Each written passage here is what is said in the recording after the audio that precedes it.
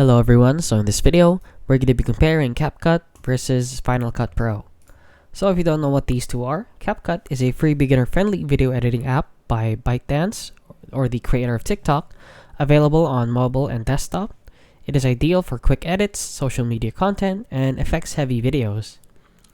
While Final Cut Pro, on the other hand, is a professional-grade video editing software by Apple, exclusive to macOS, and it is used for advanced video editing, color grading, and post-production by filmmakers and pros.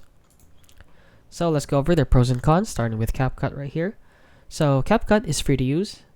However, it does have a pro version, and it is easy to learn, especially for beginners.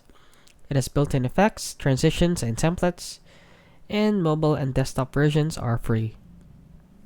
Now, the cons of CapCut is that it is limited in advanced editing tools.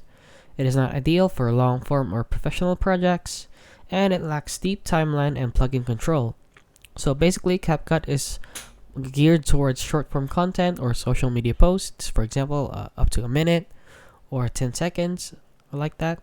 So, for example, shorts, IG Reels, TikToks, or whatever. And Final Cut Pro, on the other hand, so the pros of Final Cut Pro is that it has a professional level editing and color grading. It is optimized for macOS, which has faster rendering. It supports plugins and advanced media formats, and it is ideal for large projects and broadcast quality. Now, the cons of Final Cut Pro is that it is Mac OS only. The one-time cost is $300. And it has a steeper learning curve for beginners. So it is way harder to learn Final Cut Pro rather than CapCut. So, which one is right for you? So you should choose CapCut right here if you're a beginner or content creator needing quick, polished videos for social media.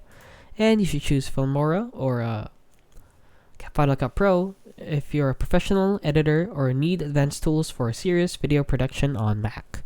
So if you found this video helpful, please consider liking and subscribing.